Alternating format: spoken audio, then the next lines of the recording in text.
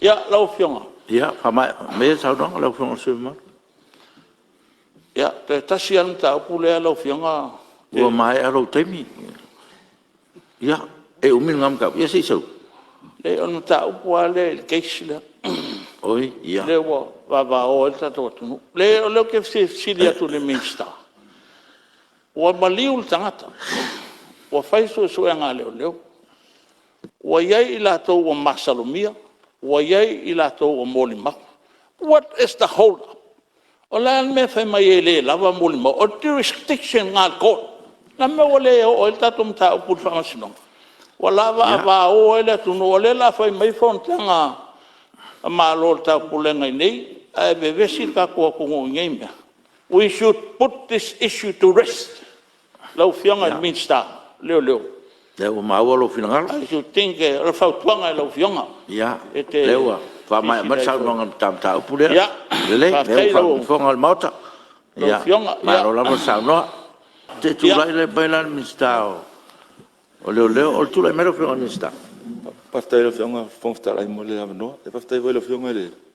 Ngam tu ele. El fili hotel tonu sa. Je foi se ya fai pule sala ngale. Le mta upule. Lo fionga le fonta lai. Wa mai an fai unga tanga lo ngalo leo. Illa to so ngana so ato mta upule. Le tonu unga so ngalo leo. Illa to bai il tu la fon o lo tai tai leo. Ma le tu langa foi pe ta pena leo fai se fam sinonga. Ele o tonu unga leo. Ele lango ina ma le fam talanga le famalia. Le fam talanga na watu e fai ese molianga e fasanga ie uma na ta ua sua fai ile mta upune o le fai unga na leo o le e fia fai lo tu lo fionga ele fa pe il tu la fono e ta yeli le ngalo leo tu la fono ho ile official lo esi ele fa pe fai lo sautang ona tau na ave lo tangi o le fam sinonga e ta tau na watu le mau a noa i lautang, le men tupu iau. Le ngata laile, e iei fo ia, e isi moli mau. E whaonga ina, e lango le tangi le ave i o le whamsinonga. Ma o suesuenga ia leo le sa whai. Le ngata i le loilo ino whamtalanga umana batu. Ana sue, pe iei nisi mau. E lango le whai o se molianga i se tangata e tō tasi po o e na fia uma. O le tulanga le lau mai taula o fionga man wharatele.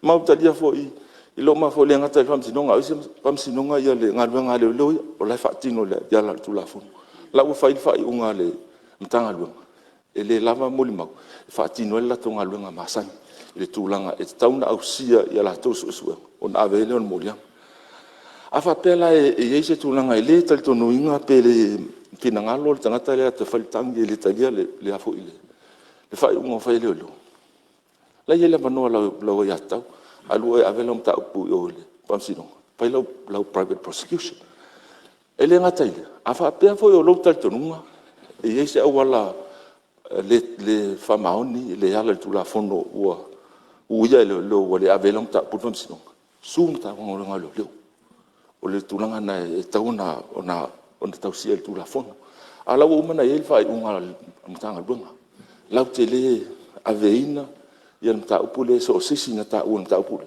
ona le ini mau ano lango nai o fai unga tanga luanga le o uma on fai a fa pela e ini si le fifi fai unga alwe avela o mta upule fam sidong a le olena alwe sun tanga no ngalo lo nta to ilo lai pe sa o pe se fai unga le al fai unga le ia la tu per tu o la sa vali no tu la fo e ta ia nga luanga le tanga luanga lo mai fia fa tu fam tanga tu langa ole sai lia ole me moni ya la tu la fo il fa to e fai o fam sino ele fai ai tu inga fa sanga tanga lo ngalo ma me sa to no social media e pepelo le kurukule le ole mana tu ana tanga tai ai a fa pe tau te fia o so ngal me na fam talanga fa to ina e to fo ina e to no fam sino mana fai lo fam talanga ona silingia le situ fam sino ta fa pese lo e silingia lo fam tiranga le na le fai no fam sino pa tau to ile moni mal fam ha pa le na le mo le moni mal fam ha tu inga le au se tulanga fo ile la mana ia pa tu la fono tua'iga le social media ese se ele o ala na tu la fono ala tu la fono o le falpa ele te fa'asaga e tu tu ma lau fai unga le al mutanga lunga le ya o ni sta le te langa loinga lato fai unga i lato fatinoina o ala tu la fono ma su enga le o yeni mau ano e mafai e lato tu te fa le fai unga su enga ele fa pito su enga tas ele o lava e avel fam sino mal tu te le ali le te ton le lang oin avel fam sino avel le fam sino petal felota mal fa te le fiong al vista ya le was sa Lo fiong e oftlai.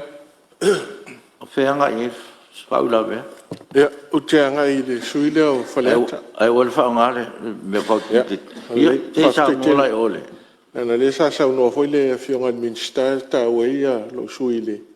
Le taupule ale o te faftai le sui o faleta te mamatua. Ile toilanga le anga e sil tau. Ala sone o langona fia male. Sa no anga administrar. Le fato amanino le. O tu sili alta to watu no ma tu no tangata o masa mo le faravela ale usa no na fiong administrar after tele e ho manino ia tato parliament ni wa e no fo pon san tato parliament al me sili dongo o le parliament le tu ia faravela ni le wa fi minister e fa after tele no fiong after mo le no ya le o malama le tulanga le sa no minsta ya tu me sui ya vaftai tele lau fianga le fontai lau fianga le minsta le mo le tu vaftai e fawalo langa e te tau ona e tali mai ma fa fonga al palmene ma fa fonga ta po isa mo le mata upule langa o le matua o il va o le a pia sui al palmene implicate le minsta sui falata e uianga fa pe ese mato fenga fifiringa tasi dua tolu fa falata langa o falaka le ka puai il pai ta pau am kai am fa bunga mala lo maliko ele fengo fie el melale ai fa stai ale ko le la fa longo ku ka ka umal lo langi ako o sa ko ngule mele o ya fe ka ya inga o ki nga ko maka i lungo upenga ka fa ilangi ngi folanga mangimia ya Samoa mal palmin. Ya le ko fa fongal kadin miskan ka upula. Ya see what's next. I love fianga le fontelai. Fa kai kele mo lo am no. Ya ko ia tatu tu malo. O fianga fontelai. ya O sa sa melo no. al minsta fa to angam penga pai O fono fo lava male mai tau ono lewa la nganta upu male ale nei. Le faingo fie foi lango lea folo le ono me ia na tua inga tu nga ai te muso e poi nei vao ai dia ina yala se fe se yo lo manatu mal sa no nga minsta le leo ala e se te mir ka peneta on fa menino le langa le fato a menino in il parmen e le faingo fie le tua ino A'u Ma Vaele o ma ua na mali walta malea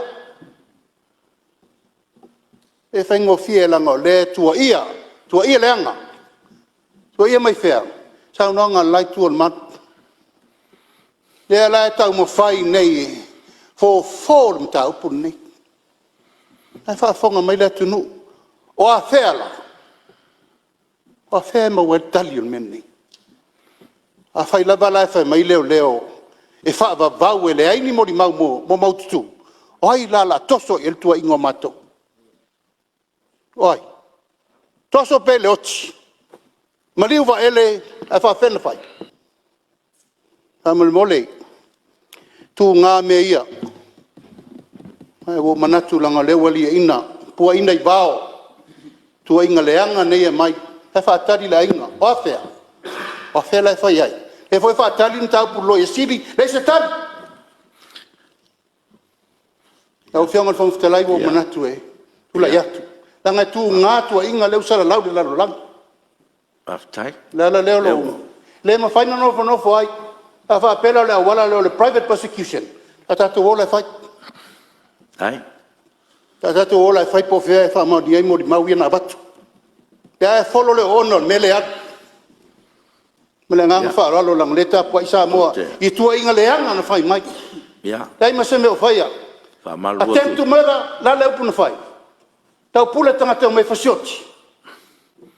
ya O aftai fionga fong te lai fa maru atu. malie lo Fa fonga le tunu. Minsta ya mana tu fo ia ona o nem ta upe male ale ia ai no lava no fo ua tau no aile fionga le minsta ia mele ia e ta tia tua lo tu ai nga kapeneta pa pena lo fa fon hol palmene ia le tutale wa foi me wala ia tono le palmene ia o lem fo no fo ia e ta tia tu le tu kapeneta si le to ina ia mo perfile mo le tu no ya so fontalai na se na tu vai vai fa mun mole I te o se lo te o le o fam talanga le te fatu tu la fono la nota tu ma te ina uma tu la fono la mun mole le la tu va tu la fono te la tu nga luenga o le fai unga vo ia o tu la fono la uma tu la fono o ia fai unga fai le fa wa le se mta por fa sino la u fai unga le Aula ya taula istanga tale ye le fa nga ino tu la fo la tala ya malie la pe to fo ina le mele fa pe le fa mauni le fa mo le su le na lo la yo avo no na lo le pesa pesi le wa ma wa tu la fo malie la fo nga mista Ya fionga tu lai tau fa se matu leo. ta tiatu nai tu ma Ke tu lai atu pe mo se avanoa. ai fina ngalo e mo lo ava no se tem ya ne lo tem ya fina ngalo malie lo fo te tele tu ngai le tau fa to atu le o io capinetta ya me so lo mo tatu pa Yo ma fo ngona tu lai tom fai fa to. ya malie me lo o ka ko mi malo longa ya a kongo foi mal malo longa mo file mo tatu mauta mele ya la fa tati ese tatu ngalo nga mo malo longa ma sanyo pa mene tayao